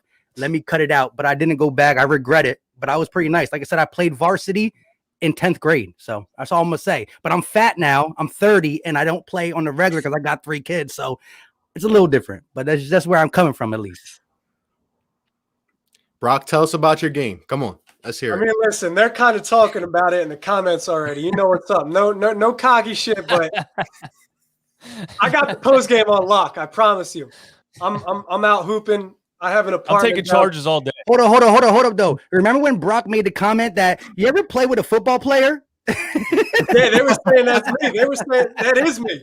That is me. This is me against Brock. DJ would love playing me because he can take all of his Ben Simmons hatred and anger out on me because I kind of play in a very similar way. I get out and I probably play 2 or 3 times a week over in the courts down in my apartment in North Philadelphia. But, I mean, at the end of the day, you know what's going to happen. I'm going to post, I'm going to drive, and I'm going to get my buckets there. But if you make me shoot, if you give me space and you make me shoot, if I don't have it that day, it's a wrap. I'm not winning because I can't rely on my jump shot. I got to rely on bullying you like a football player would. So if I got my jump shot that day, I guarantee it's a wrap for you guys. But if I don't hit the jump shot, if I'm not making it, you guys, I guarantee it's a wrap. You guys are beating me. There you go. And about me, I am 6'2". To confirm the reports, the sources have been coming to me. Are you 6'2"? Are you 6'3"? Are you 5'10"? No, I am 6'2". This is DJ guarding Brock in the post. This is me. Timeout. Timeout. Get me off the court, coach. I'm not guarding him in the post. I'd say I'm a pretty good defender. That's where my game comes in. This is where my game comes in too. Because as soon as you get on me in the post, I'm talking in your ear. I'm gonna make you mad. I'm gonna make you double dribble. I'm getting in someone's head. And that's we gotta my make game. this happen, bro. We gotta make this happen. I'm getting in someone's head. I'm talking the most smack at the end of the game. I'm shaking your hand. Good game. But that's what I'm doing. And I'm a 3-and-D player. My handles C+, my shot B-, A- on a good day. On a good, like Brock said, I'm on or I'm off. First day of spring was yesterday, I think. I got my first vax. I think I get my second soon. If everybody's cool with it, if everybody gets vaxxed and everybody's all right with going out and playing or whatever, we got to make it happen. Like, we got to give the people what they want. We got to make it happen. Yes, sir. Oscar says something tells me DJ shoots like Furcon. That's great. No, I actually shoot like my form actually looks like Tobias Harris, kind of just real square, right on the forehead. Smooth. You know what I mean? Real straight up, quick. Furcon's really like over the top of his head, like big release. Yeah. Gotta love it. And listen, I'm probably the shortest. I played point guard, so my handles is pretty darn good. I'm not gonna toot my own horn, but I'm only 5'11". Hey, so. I would say I'm the shortest. How tall are you? I'm like 5'9", bro. I'm the shortest, no doubt. So you're a little big bully. Yeah. I'm packing a lot of muscle in a little frame. Yo, you put the 4 of us together. We're running a pretty good small ball lineup. We'll come off the bench. DJ, what are you? How tall are you? RB's our center. 5'10". I'm a small ball center. There you go. They one time I got called a unicorn. So there you go. All right. Shout out to 6'2" is tall for regular pickup ball. You know, you played baseball, right? RB, you said though when I did play baseball. That is confirmed. That's what I thought. Shout out to Lewis in here with a $5 donation. Says Bradley Beal in exchange for Ben. Right now, would you guys do it? DJ, you go first. Then we'll go to Brock. This is gonna prove that it's not just random hate. No, I would not do it. Earlier in the season, what I was seeing earlier in the season, and I was so just didn't know what this team exactly was yet, I guess. You know what I mean? But right now, the things that he brings to the team, even just defensively, and we can get scoring from all over the other place. No, I wouldn't do it because I don't think Bradley Beal helps the team that much just with scoring and not being able to play on the other end of the floor. I just wish Ben Simmons was as good as he should be offensively. That's it. That's what gets me. I'll never be able to handle it. And I've never met, and none of you guys have ever met, and nobody's ever met a basketball player that is scared to death to shoot the ball. Never seen it before. You'll never see it again. It's the craziest thing I've ever seen. Especially but no, I wouldn't. But no, I wouldn't. Yeah, I wouldn't either. Right now, I'm not messing with this core. I'm definitely not. There's no chance. I mean, Ben's 24 years old. People forget. Hindsight is 20/20. And I think a lot of people might also be too nearsighted. Like, you got to think bigger picture. Ben's 24. Maybe he gets the right development. Somebody taps into his potential a little more. It's a different ball game. And if you've got Doc, if you've got an NBA employed coach for 2+ decades, and Sam Cassell, former NBA player, and Kevin Durant and LeBron speaking so highly of Ben, that's all you got to know. The real ones know. If you can hoop, you can hoop. Ben's one of those dudes, defensively facilitating in terms of offense, posting up, bullying guys, getting to the rack. There's very few better than him at doing that. So me personally, it's a very short list of guys I would trade Ben Simmons for. Yep. No, I have nothing to add to that. I completely agree. Shout out to Black Goliath coming with a $20 donation. Says salute to all brethren on the panel. Great commentary on all Philly sports. Thank you so much. We appreciate it. With that being said, and shout out to Marky coming in with a $20 donation. Yeah. Thank you so much. He says, make this 1v1 tournament happen. I honestly don't know who would win, but it would be pure entertainment, and I'm pulling up to drop someone off. We might as well live stream it, to be honest. We might as well have a whole live stream, to be honest. Philly Sports YouTuber, pull it up. You know what I mean? 1v1 tournament, 2v2. I don't care. I'm here to have fun. I like the fact that nobody's ducking smoke. Like, everybody's about that. We're all good. Like, we're gonna show up and try to back our talk up. Nobody's afraid. Yeah. Nobody's talking out the neck. Like, we all want the smoke. I'm not gonna lie to you guys. I wish I was 25 because I was pulling up from half court. You know what I mean? I was legitimately raining all day, every day, all summer long. I just lost a lot of speed and athleticism. I'm almost 35. Yeah, but you know what I mean? That's the only thing. Man strength. Still got the shot though. You've got the grown man shot. So, yeah, I was never the fastest long term, but my lateral quickness was good. And with me being 30 and a little bit heavier now, it's still, I got that. I'm gonna be that Paul Pierce, looking like I'm going in slow motion, but with the hezzy and whatnot, it'll get it done. Yeah, go ahead. Nah, I was just gonna say, like, I'm not the fastest either, but I definitely have IQ, and it comes in handy for sure. My NBA David C said if Simmons can't shoot now, he won't be able to shoot in the future. He's not a rookie. And listen, it does not take 5 years to shoot the ball. It doesn't. And what's it gonna? I don't understand. What's it gonna take? 5 more? Was he gonna he's on the last? I just want to know when's we gotta give the people what they want and do a Ben Simmons one-on-one debate. I'm down. I'm down, man. I'm down. But see, I just don't. Eastwood, I agree with you. I'm more on the. Again, I don't think he's going to shoot, and I'm not going to hold my breath. I just like when he's attacking. Like I said, if you can give me 15 shots a game, it could be all hook shots. It could be all at the rim. I don't care at this point. Just do it. I really don't like when Ben Simmons takes like 6 shots or 7 shots a game. That's when I get mad. I don't care if they're I care if they're going in and for losing. But at the end of the day, I just want to see the volume because I know he can do it. Whether the volume comes in the paint or out the paint, which I know it's not going to happen. I just want to see the volume because he's that dude. He's supposed to be that dude. And listen, his talent is unbelievable. His just the size and speed and athleticism and vision and all that. It's once in a lifetime. You just got to put the right players on the floor if he's not going to shoot. I don't want to see the Bucks in the playoffs. I don't want to see probably the Knicks in the playoffs if Ben Simmons has the ball at the top of the key. You can't do anything. See, here's my thing with Ben. I think he can shoot. Like, I think he has a jump shot in the arsenal. I seriously think he does. And he shows can shoot. He shows it in these training camp videos and these summer league runs. Or when there's 3 seconds left. So that's even more reason to be pissed off. I think Ben can shoot, and he has the jump shot. But what he always says and what Doc reiterates, and Doc feels so passionately about this, is that Ben is the smartest player on the floor. He's the highest IQ player on the floor. He's the quarterback of the offense, the extension of the coach. In his mind, he probably thinks, if I dribble down and do what Giannis does or Russell Westbrook and shoot a 3 and I make it at a 34, 35% clip, yeah, I'll maybe make 3 out of 10 shots, but I like my chances penetrating the defense, collapsing it, getting 2-3 defenders on me, absorbing that, and giving it to a guy that's shooting 42%, 5% higher, that's getting paid to shoot the 3. So I think at all times, he's kind of in this mode where he's like, I got to facilitate, I got to get the best shots. And that's why he is the most assisted three-point makes in the NBA since his rookie season. So he generates shots for his teammates in transition. I don't think you can name 5 players better than him, just in terms of getting downhill and getting to the basket. But I really don't think the jump shot matters. as long as you can space the floor and have other options out there. Like if Joel Embiid is a backup plan for Ben Simmons not making a shot, like if Ben can drive and he doesn't make the layup, he gives it to Joel Embiid, sure. Then the jump shot doesn't really matter as much. But if it's just Ben on his own individual team, then I think he maybe has to add the jump shot. But right now, I'm completely fine with him doing what he does, just facilitating, getting shots for his teammates, putting pressure on the defense, absorbing defenders. And here's the thing too, like I've looked at a ton of film, and there's certain games where Ben Simmons not shooting does negatively affect the 76ers.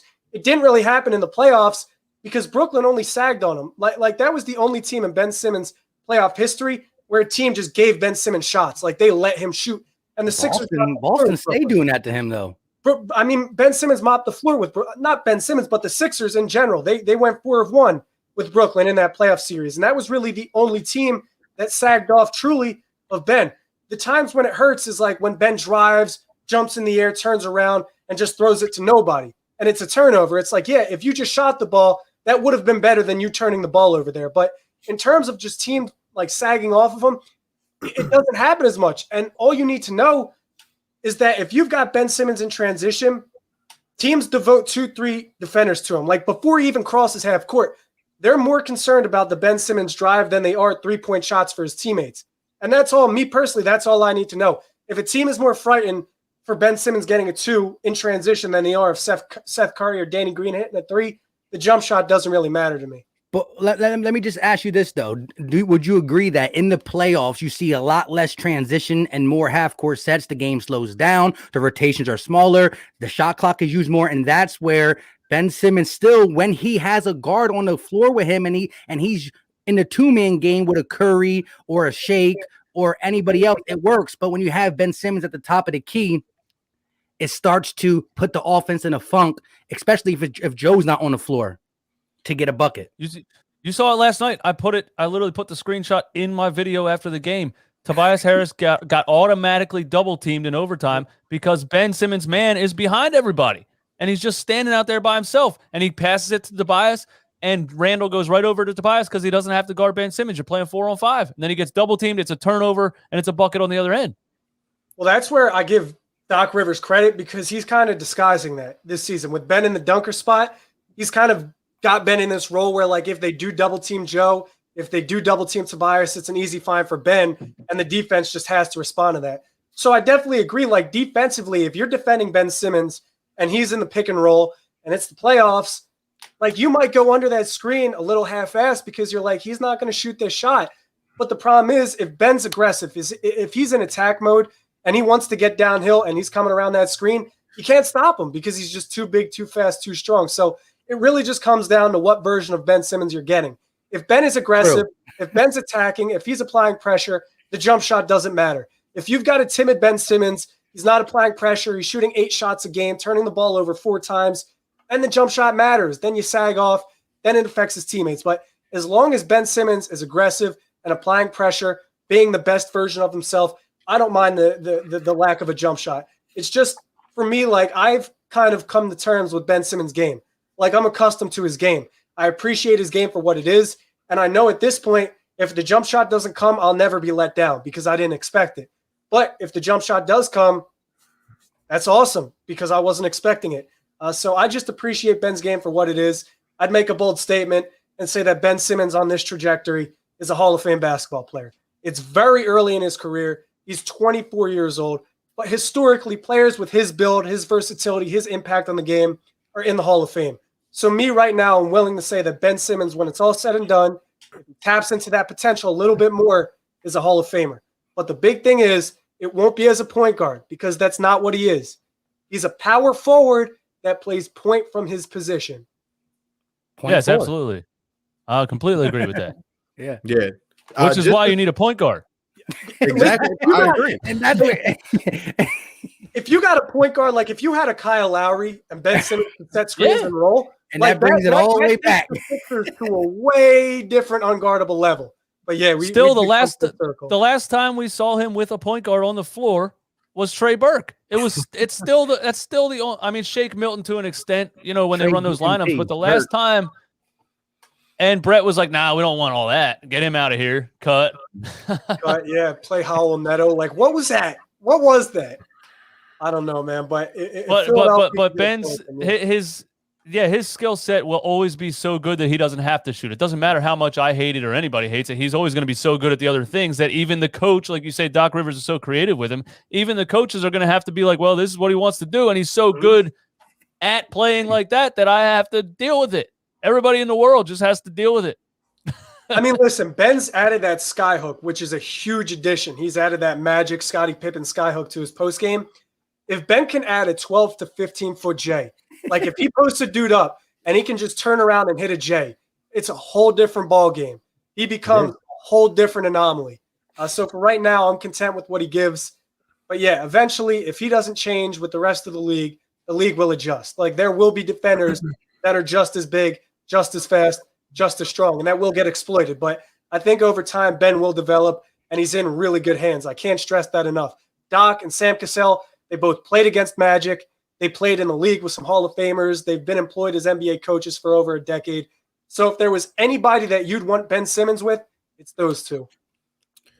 Yeah, just as a person, like I'm loving this debate right now. I forgot I was even on this stream. Like I feel like it's just a Ben Simmons roundtable here. And the only things I want to add, like number one, I think that when the Sixers paid Ben Simmons and when they drafted him number one overall, I don't think they expected this version of Ben Simmons. As much as people think, like I don't think he's always going to be this player. Even though a lot of people do. Like I don't think they expected, when they said, all right, let's give him the max contract. Like this is just who he's going to be. Pure facilitator, lockdown defender, etc. Like I thought they expected his offensive game to develop. That being said, all this stuff is great. Like Brock said, a 15-foot shot is fine. All I want Ben to do, and I love Ben, but like DJ pointed out on his video yesterday, like if you're open, just take the shot, right? Like don't overthink it. Don't, if you're contested, if you're coming off the dribble, you don't even have to start with that. Just if you're open, whether you got to run plays or whatever you got to do to get Ben open, like, if you're open, just shoot it. Like that's all I want to see. And then the last thing I'll say is that when we go to the playoffs, guys, I think it's going to really tell a tale. Like I think there's going to be something that we talk about for years because Ben didn't get to play in the playoffs last year. When we saw him against Toronto, we've heard all the stories, but like, he was taken out of the equation for the most part. So when the game slows down, right? I mean, Joel Embiid's playing at an all-time level. Tobias Harris is playing at, the Doc Rivers coaching level of Tobias we saw in LA. I think it's really going to tell a tale because I've been saying for years, Ben needs to develop some kind of shot for us to win a championship. I don't know if that still holds true. What do I think it'll help us? Yeah. But I think how he plays in these playoffs, if he keeps that aggressive mentality that you guys are talking about, I think that's going to tell a lot in terms of what we need to contend for years. But I wait real quick. I think that the very first playoff game, you're going to see Ben Simmons struggle. That wall's going to be built depending on who we play. If we play, say we get the Bucks, I don't know where we're going to fall. I don't know how long Joel Embiid's going to be, but when we play the Bucks, I think Ben is going to struggle, but I think Doc is the right coach to make the adjustments, and you will see game 2, 3, 4, 5 when we take that command and lead. Ben will be different because of Doc, where he got the wall build up on him, and Brett Brown was like, "Well, this is when you shoot. Like, keep running, run plays." Doc will run plays, and it will kind to disguise, like you said. I don't think the wall is going to be as much of a challenge it was for Ben with Doc's system. All the high pick and rolls and stuff like that, I think it will break the wall down. Mm-hmm. I think Ben is a completely different player. I think the mentality is a little different. I think he got through his worst patch of basketball at the beginning of the season. He's comfortable in his role now. And I see somebody comment, if Ben Simmons is pegged a forward, if he gets drafted as a forward, Brett Brown never calls him a point guard, do people care as much about the jump shot? And I don't think so. Like there was Blake for a long time before he didn't shoot. Nobody cared. Look at Zion now. Zion's giving dudes 30 points a night, and that's without a jump shot. Like he's just willing his way into the paint, and nobody cares because he's too big, too fast, too strong. The thing with Ben is his coach called him a point guard when former Sixers coaches like Larry Brown said he's not a point guard. And now Ben Simmons, the Sixers coach, said he's not a point guard. He just plays point from his position, which makes him super rare because there's nobody other than LeBron, other than Giannis, maybe KD, at his size that can do what he does. Like the crossover at his size, Nobody can do that other than KD. Bullying his way to the basket, at his size, nobody can do that other than LeBron and Giannis. Defensively, I'd argue he's the most intimidating perimeter defender in the NBA. So everything is there. They can win without him shooting the jump shot, but there are nights where it definitely derails Philadelphia.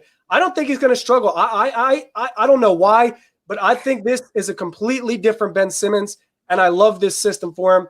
The thing about Ben and just his game is like it all depends on what your expectations are. Like if Ben gives you a 14-point night with 12 assists where he assists 6 3-point makes, do you like that? Are you okay with it? Me as a bet, like the way I watch basketball, I appreciate that. But for certain people, if they see 14 points, 12 assists, that's not enough. We need 28 and 14. And I can understand that. I can definitely understand that. And I can resonate with that. But it's a little unrelated. Ever since Kobe passed, I stopped comparing. I stopped taking games for granted. I just appreciate what we got now. So whatever product players put on the floor, I appreciate it. Yep. And I think you will. I think it's easier to appreciate that in a win than a loss because things get brought up. Things get put under the microscope when you lose. When you're winning, it doesn't matter how you're winning. Winning is what the game's about. Are you talking about last night? Are you counting last night in that? Because listen, to me, last night, Ben Simmons in overtime, that's a loss 99 times out of 100. 2 Danny Green heavily contested threes in a corner. What was the other one? A horrible call from the refs under the basket that literally handed us the game. No, I thought that was a foul. That's a loss 9 out of 10. They're not beating the Knicks in a 7-game series with that roster last night. I don't know. See, with me, like I'm watching that game like I'm happy we won, kind of, but that's not a win to me. This was horrendous. The 7 turnovers were terrible. The 7 Ben turnovers were terrible. He missed 2 huge free throws at the line, and Tobias came out really short too. But I didn't even care about the game last night. Like I think I think they've played 6 games in 12 nights, something like that. A lot of their shots were short, so it looked like they ran out of gas. But if they see the Knicks in the playoffs, I think it's a 4-game sweep. And if you don't have Joel Embiid, then yeah, it's probably a different result. But yeah, it's a hypothetical because you're not going to be without Embiid, presumably. But last night in overtime, like Ben hit that hook shot over the double screens, which was a good bucket. He got that Danny Green 3 in the corner. He assisted that. But yeah, on a night like last night where he turns the ball over 7 times, you really can't praise him. Like there isn't anything to praise. Yeah. But again, it's March. I'm not worried. And if we see the Knicks, if we see the Bucks, any of them, I'm not worried. It's not even. I'm not. Everyone thinks I'm stuck on the jump shot too. I'm not really even stuck on the jump shot. Go to the rim, get to the foul line. It's this choosing to be. Like you even said, what version are we going to get? And speaking of him in college, he did that in college. He had a 49-point triple-double in college, and then there would be games where you didn't see his name on ESPN because he had 11 points or something like that. He did that in college, but everybody assumed, well, he's 19 years old or whatever. He's going to become something else. And 6 years later, he's that same mentality right now. One game, he's a dominant force that won't stop going to the basket and gives the Jazz 42 points on 13 of 15 from the free throw line or something ridiculous. And then the other night, it's not the same. I don't know why, but I feel like the games are officiated differently when Embiid's not on the floor. I don't know if that's just me, but it just seems like some of these dudes like Tobias, like Ben, when Embiid's not playing, like I just feel like they can't get calls. But DJ, to your point, Ben gets no calls. You're not wrong about that. If you get Embiid going to the line, shooting 12 free throws a night, and you get 10 from Ben, just imagine that. Like teams don't even shoot 22 free throws a night. If you get that between 2 players, I mean, how do you match that? Like you're imposing your will early, and your fingerprints are going to be all over that game because it's like they couldn't stop you. They had to foul you, and you won the game getting to the line. So if Ben is aggressive, if he gets calls, if he can shoot 10 free throws a game, I mean, it's over. Like, it's over. But once you get to the playoffs, though, even though the officiating has been horrible this year, not just for the Sixers, for a lot of games, you watch other games, you're like, ow. I agree, they don't call fouls on Ben Simmons, but some of the fouls that even Joel Embiid gets throughout the season, they don't do that same stuff in the playoffs. And that's where I think some of our booty balls get struggled a little bit too. But I have all the faith in the world in Doc Rivers getting the best out of these guys as we watch and we adjust per the team. But I think, again, we're going to go as far as Joel Embiid brings us. I still think, we need him to be back in the game and moving around the same way he was early. Like, I love what Tobias and Ben does on every other night basis. Sometimes the bench is inconsistent or consistent, but it's still going to run around Joel Embiid, the 2-man game, everything. I just hope we get him back the same. That's still a fear. Yeah, no doubt about it. My guy Edward Narvaez in the comments. He's gonna print out your picture and put it on his wall. I was gonna say there's pretty soon, bro. There's some cheerleaders. You're saying everything he wants you to say, man. I think the Ben Simmons thing is so fun because it's complete. It is. Like there's no middle ground. It's just like politics or the Carson Wentz situation. There is absolutely no middle ground. You either love him or you hate him. You either have a ton of criticisms or none. So it's always fun to talk about Ben. And the thing is, it's sports. Like, neither of us have the right opinion. We're both just sharing our opinion. There's no right answer. So I love the engagement. I love the disagreement because it gives us stuff to talk about.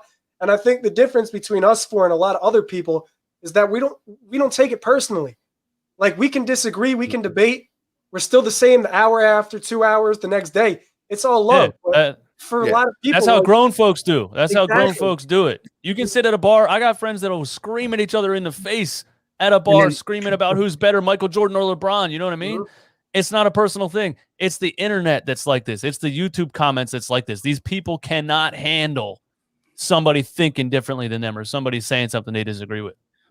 But Brock, you clearly, as a Ben stan, said when Ben Simmons gives you nights like last night, you're going to say that it wasn't his best game. You're not going to simply say that. You're not going to simply overlook it, because at the end of the day, sports players, whatever you do good, if you go to your work and you have an off day at work, if you didn't produce, if you're in a production line, if you're selling cars, today you sold 8, and yesterday you sold 1, you're going to say, dang, I had a bad game. I had a bad day. Like, you got to judge yourself. And so at the end of the day, we're Philly fans. We're going to be overly critical.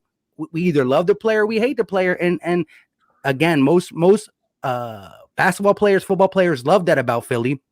I just think that, like you said, it's a hate it or love it, no in between. And I just think that Ben Simmons is going to come out in these playoffs under Doc Rivers. I just don't think it's going to be shooting. I just think it's going to be in other ways we use them.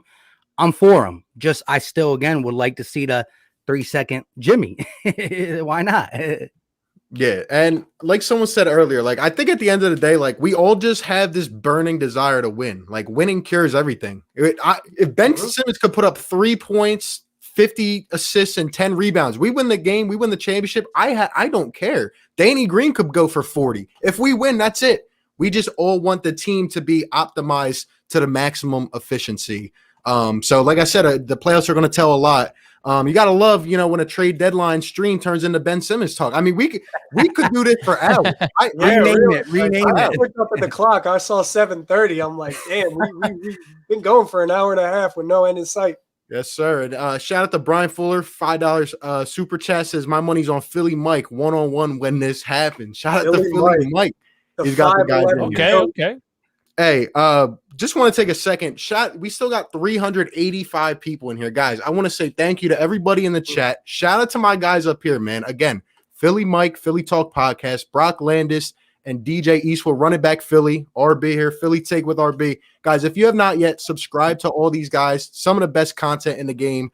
We got Philly Mike with the play-by-plays, everything. We got Breakdown Brock, and then we got Run It Back, who everybody thinks is Ben Simmons. Everyone thinks it's Ben Simmons' worst enemy. Exactly. But yeah, these guys are some of the best. I hope we can do this again soon. Anybody who really wants to say it, I got Ben Simmons jerseys literally right there. I got the All-Star jersey. I got the rookie jersey. I had the LSU jersey. I gave that away. I was the biggest Ben Simmons fan in the world. He's letting me down. That's all. But I'm still going to take him for what he is because he's that good at what he does. That's my main thing. No, DJ, when I watch your videos, to watch DJ videos when he talks about Ben, you got to read between the lines. Listen, you don't spend that much time talking about someone if you don't love them. Like, you know what I mean? Like, he loves them. He just wants to see him. Yeah. He's the Philly fan who expects the most. You got some Philly fans who just want the dub. DJ's going to try to push him to his. Well, the real Ben Simmons haters just come in the comments and say Ben Simmons is trash, trade him. Ben Simmons is trash, overrated, he sucks. You know what I mean? That's a real Ben Simmons hater. I'm not. Yeah. I'm not that. I'm not stupid. There you go. We got Edward coming with a $5 donation. Says, sorry, I'm a Simmons lover. There you go. Hey, we got people on both sides of the spectrum. Listen, all I'm going to say is 29 other teams in the league would give him the max contract if they had the money to. I agree. And 29 other coaches in the league would love to have Ben playing for him. So while he's here, you should appreciate him. Now, there's the expectation thing, like I said. So if you expect more, you absolutely can. If you want more jump shooting, if you want more point production, you have absolutely every right to expect that. But it just comes down to what type of basketball fan you are. If you're a hoops junkie like me and you look at the box score, you watch a game and you like 12 assists, then absolutely power be to you. But if people also want more from Ben, it's a fair criticism. Like I said, there's no middle ground. As long as you try to appreciate him and his game, that's all that really matters. All right, I got to go. I got to run up out of here. But I do want to ask you one more question, Brock. Do you think Ben Simmons has the skill set to be an MVP level player? MVP is a little different. I think he's a Hall of Famer, but MVP is a little different. If he would shoot the ball, in my opinion, if he shoot the ball, he could be top 10 all time when it's all said and done. He could dominate the entire league if he would shoot the ball. If Ben has a jump shot, he looks like Scottie Pippen, but a little bit better. And I can't really say that because the game's different. The way they play defense and offense is completely different. So it's tough to compare them. But for comparison's sake, if any of you watched Scottie Pippen, if you're familiar with Pippen, Ben Simmons with a jump shot is a bigger and stronger and more willful Scottie Pippen. He's a different version of Pip. So absolutely, if he adds that jump shot, I think he's a Hall of Famer as it is. So yeah, that probably would put him in MVP contention. But that's a really narrative-based award, and I don't know if Ben Simmons has the national recognition and respect to win that award. But yet again, Ben Simmons has more points, rebounds, assists, steals, triple-doubles than Giannis through their first 248 games. Giannis, it took him 6 seasons to really win and get that MVP award, so you never know. It's only the prelude with Ben. He's just 24. I'm 21 years old. Ben's 3 years older than me. Okay, so Ben's got plenty of time. The book is just being written. I think people in the comments aren't really understanding what I'm saying. I'm saying, if he wanted it, he could definitely be an MVP level player. The answer to that, in my opinion, is yes. The answer to will he ever be one is no, because he doesn't care. He's cool with how he is right now. That's just what I see. You know what I mean? He's cool with what he is right now. He doesn't aspire to be a top 10 player. He doesn't really care. That's how I see it. Yeah. He's said it before. He's straight up said, I don't give a He straight up said it before. He straight up told a reporter, I'm an all-star, so whatever. He doesn't care. He did say I'm an all-star without shooting. Yes, sir. Yes, sir. But hey, shout out to everybody. We're all about to get off here. But again, I want to thank these three for coming on here to talk. Hopefully we could do this again soon. Maybe, some point during the season, have a conversation about the team. Maybe, after the trade deadline, whatever. Hopefully we can do this again. But again, I'll give everyone a chance to go around because we still got 370 in here. I'll go first. RB, Philly Take with RB. Guys, thank you for coming in. Shout out to everyone in the chat, and then we'll go over to Philly Mike. Appreciate y'all for coming through. Whether you love Ben Simmons or hate Ben Simmons, at the end of the day, we all love the Sixers. Like I said, I think if we're winning, it doesn't matter how we win. We do it as a unit. Still think Joel Embiid is the anchor, the Undertaker, as my guy Brock would say, of the team. Doc's been a gem and a half at coach. Really changed this. Like I said, I go by Philly Mike, host of the Philly Talk podcast. That's all you got to do. Type either Philly Mike or Philly Talk podcast in the search bar. Appreciate you guys. Yeah, everyone, I appreciate you showing out and showing love, extending your love to me. All my people in the chat. I saw DC in here. I saw a couple of names. Edward, everybody showing love. I appreciate you all. Thank you for rocking with me on YouTube. I'm Brock Landis on Twitter. Right there. Landis Brock. I keep promoting my work, but there's a breakdown video coming out tomorrow. That breakdown is the back-to-back, so the Knicks and Kings game. There's a really big Simmons piece, the biggest piece I've ever made, and I'm devoting everything I have to it. For people that might not like Simmons, people that love him, however you feel, you got to watch it because I guarantee you'll watch Ben a little differently. So make sure to tune in to my YouTube, and I appreciate all of you for tapping in. You guys, RB, Philly Talk, run it back. I think we got a good little thing going on here. The people in the chat seem to like it, so let's make it happen. I like this. Brock, how do you feel about me doing a live reaction to that video? I love it. I'm all for it. I love it. It's on, bro. I can't wait. You know what the crazy thing is? Brock's pretty much saying if you don't love Ben Simmons, after watching it, you will. And then Eastwood I'm ready said, for it. if you do love him now, I'm going to take you back in my reaction. Listen, you don't gotta love him, but you'll see the film and you'll be like, "Damn, okay." I love him. I love him. Nah. He just pisses me off. You know what I mean? I piss off my girlfriend all the time. She didn't kick me out yet. She still takes me for all the good things that I do. That's how I am with Ben Simmons. I'm going to take him for the good that he does. I'm still going to be pissed off in the process. Yes, sir. DJ, let us know where to find you, man. DJ Eastwood, run it back Philly. Yes, sir. Yeah, subscribe, like, comment, yes, sir. all that. Yes, sir. Thanks everyone for coming, and we'll catch you on the next one, man. Let's see if the Sixers make a trade, man. Let's hope we do. All right, peace. All right, guys.